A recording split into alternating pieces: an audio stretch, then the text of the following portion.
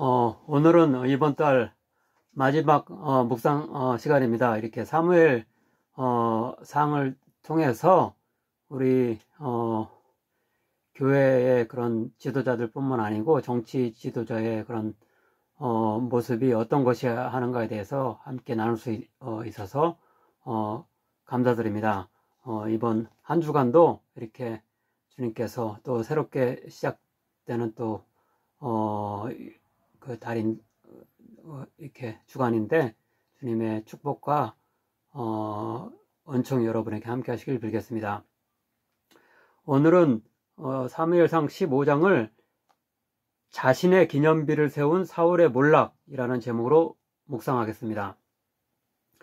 앞에 13장, 14장에서 사울왕이 서쪽 블레셋과의 전쟁 상황 가운데 자신이 제사장이 아닌데도 제사를 집례하는 큰 죄를 저지르며 백성과 자신의 아들 요나단을 함부로 대하는 폭군의 모습을 보입니다. 그런데 오늘 본문이 속한 15장에서는 남쪽 아말렉과의 전쟁에서는 더욱 기고만장해져서 승리 후에 자신의 승리를 자랑하는 기념비까지 승전 기념비를 세우는 것을 볼 수 있습니다. 12절 하반절입니다. 사울이 갈멜에 이르러 자기를 위하여 기념비를 세우고, 앞에 13장, 14장에 블레셋과의 전쟁에서는 비록 그가 불순종하고 폭군의 면모를 보이기 시작했지만 전쟁에서의 승리 후에 전쟁 과정 중에 백성이 범한 죄를 회개하기 위해 여호와 하나님을 위한 제단을 쌓았습니다. 즉 14장 35절입니다.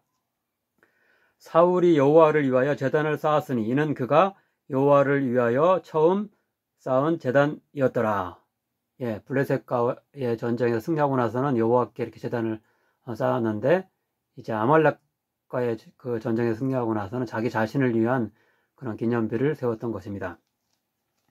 이미 11장에서 동쪽의 강국 암몬과의 전쟁에서 승리했고 이제 서쪽의 블레셋 그리고 남쪽의 아말렉과의 전쟁에서까지 승리하고 나니 더 이상 무서울 것이 없게 된 사울왕은 하나님께 승리의 영광을 돌리기보다는 자기 자신의 힘과 능력을 과시하기 위해 자신을 위한 승전 기념비를 세웠던 것입니다.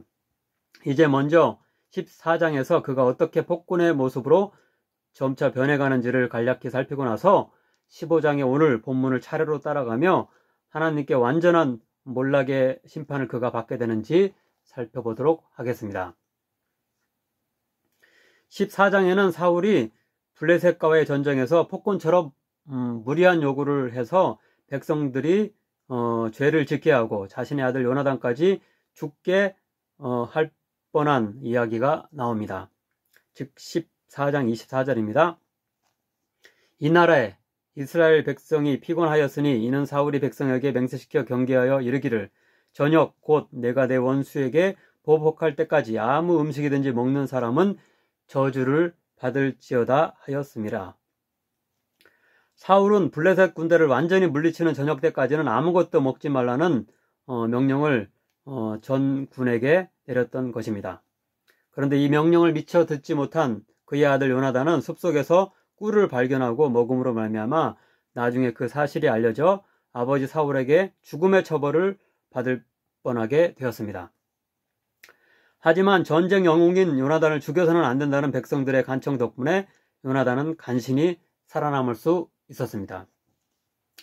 다른 한편 군사들은 저녁이 되어 전쟁이 막 끝나자 너무나 배가 고픈 나머지 짐승을 피가 있는 채로 먹는 죄를 저지르게 됩니다. 이렇게 창세기 9장 4절 그리고 레위기 17장 10절부터 12절 신명기 12장 23절 등은 짐승을 먹되 짐승에 있는 피를 모두 제거하고 나서 이렇게 짐승의 그 고기만 먹으라고 했는데요. 이런 명령을 어기고 피가 아직 남아있는 채 그렇게 그걸 피를 다 제거하는 그런 시간을 기다릴 수가 없어서 피가 있는 채로 먹어서 이 하나님의 그 율법을 범하게 된 것입니다. 그런데 14장 본문은 백성들보다는 사울에게 더 큰 책임이 있다고 묘사합니다. 즉 전투에 참여한 백성들은 심히 피곤하여 어쩔 수 없이 그런 실수를 저질렀음을 암시하는 반면 진짜 책임은 그런 상황을 야기한 사울에게 있다고 말씀하는데요. 특별히 38절 그리고 41절 14장 38절과 41절은 그 죄가 누구에게 있는지를 하나님께 묻는 그런 제비뽑기에서 백성들이 아니라 사울과 요나단이 선택되는 것을 볼 수 있습니다. 그러나 이어지는 구절을 보면 사울 자신은 아무런 잘못도 회개하는 모습은 없고 아들인 요나단만 처벌하려는 모습을 보입니다. 사울은 여기서 자기 자신의 실수는 전혀 인정하지 않고 자신의 권위를 위해서 아들까지도 비정하게 처단하려 하는 잔악한 절대 군주, 곧 폭군의 모습을 나타내고 있는 것입니다. 그런데 사울의 이러한 모습은 9장부터 10장, 11장에 이르기까지 나오는 사울이 자신의 지파와 가문은 별 볼 일 없음을 고백하고 제비뽑기에서 왕으로 선택되었을 때 숨으려고 한 겸손하고도 순박한 모습, 그리고 암몬과의 전쟁 승리 직후 반대파들까지도 용서하고 포용하는 모습을 보였던 것과는 전혀 다른 것입니다. 이딴 전쟁에서 승리하고 자신의 입지가 많이 다져지자 그는 점차 겸손함을 잃고 교만해져 간 것입니다. 급기야 본문 15장의 아말렉과의 전쟁 승리 이후에는 교만함이 지나쳐서 하나님의 말씀을 대언한 사무엘의 지시를 노골적으로 무시하는 불순종을 범하고 자신의 이름을 새긴 기념비까지 만들어서 결국 돌이킬 수 없는 심판을 받게 되는데요. 즉 15장 끝절인 35절을 보면 다음과 같습니다. 여기서 그는 사무엘과 완전히 결별하고 하나님의 은총으로부터 완전히 끊어지게 됩니다. 사무엘이 죽는 날까지 사울을 다시 가서 보지 아니하였으니 이는 그가 사울을 위하여 슬퍼함이었고 여호와께서는 사울을 이스라엘의 왕으로 삼으신 것을 후회하셨더라. 이제 15장 전반부인 1절부터 15절에서 사울이 어떤 불순종과 교만의 모습을 보이는지를 살펴보겠습니다. 첫째로 1절부터 3절입니다.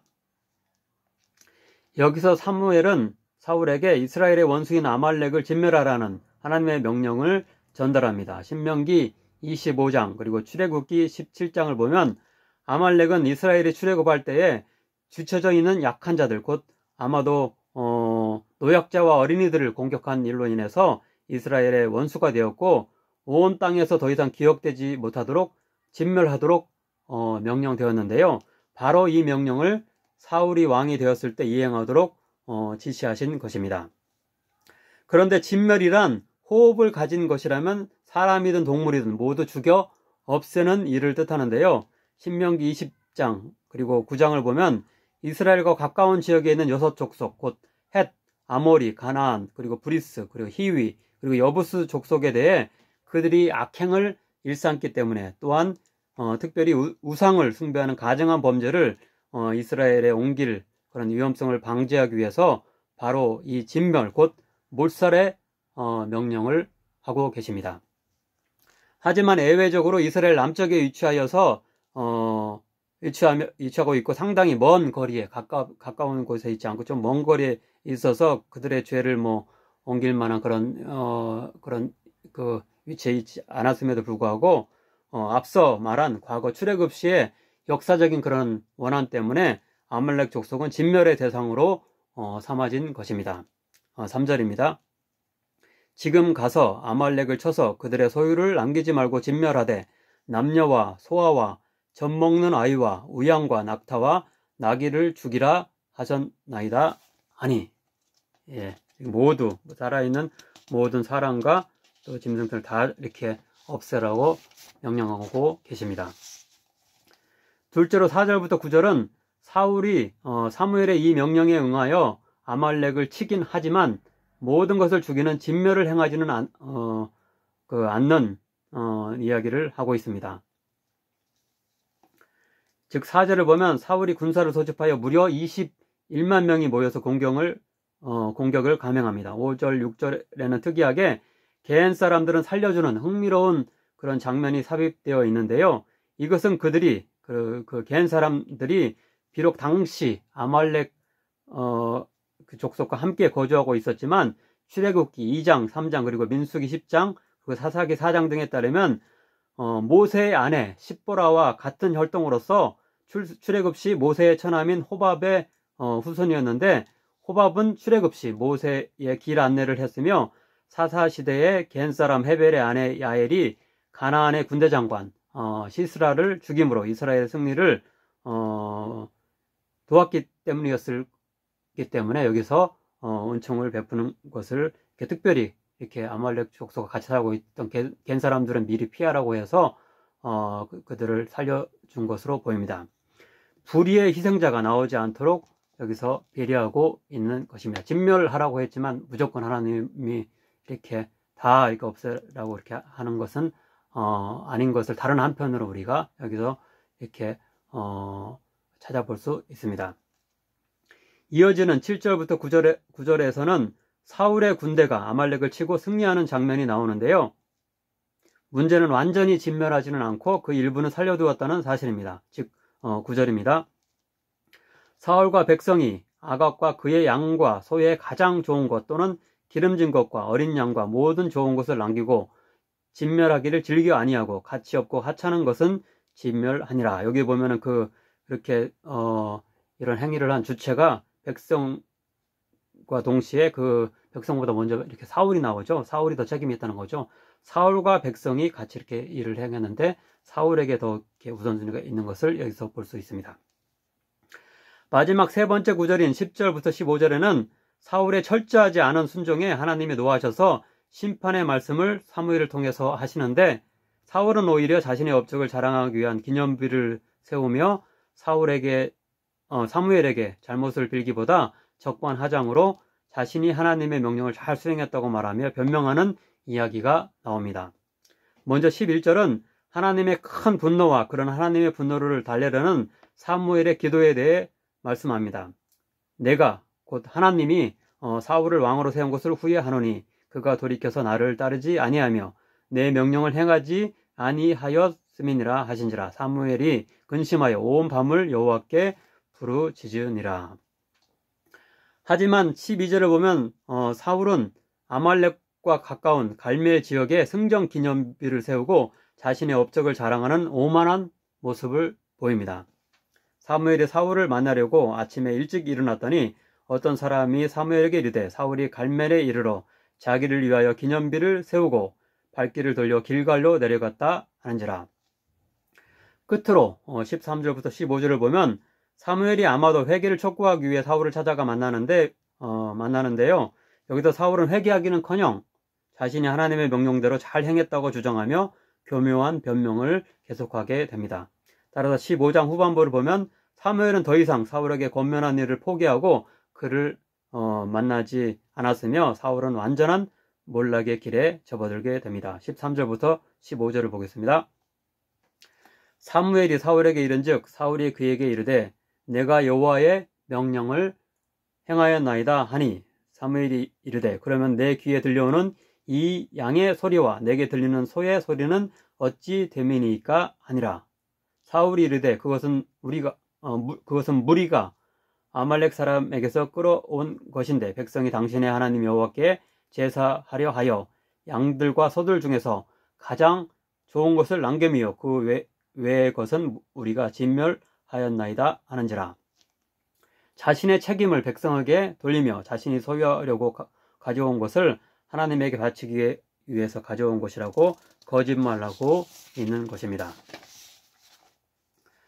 우리들도 혹시 모든 일이 잘 풀리고 승승장구할 때 겸손함을 잃어버리고 내 자신의 능력과 지혜를 자랑하며 하나님의 말씀을 뒷전으로 생각하는 교만함에 빠질 때가 있지 않습니까? 아무쪼록 사울왕을 반면교사로 삼아서 변함없이 하나님의 말씀을 두려워하고 철저히 이행하며 사람들에게도 끝까지 섬기는 자세를 잃지 않아서 하나님의 축복석에 계속 남아있으며 심판받지 않는 자들 모두 되길 간절히 바랍니다. 기도하겠습니다. 사랑의 하나님, 사울왕의 몰락 과정에 대해 교훈받게 하시니 감사드립니다. 하나님의 은총과 다른 이들의 도움으로 높은 자리에 앉게 되고 성공하게 되었지만 그것이 마치 자기 혼자만의 업적인 것으로 착각하다 심판받는 사울왕같이 되지 않게 하소서. 하나님과 사람들 앞에서 겸손함을 잃지 않게 하시고 변함없이 하나님을 경외하며 이웃을 섬기는 축복의 삶을 살게 하소서. 예수님의 이름으로 기도하옵나이다. 아멘.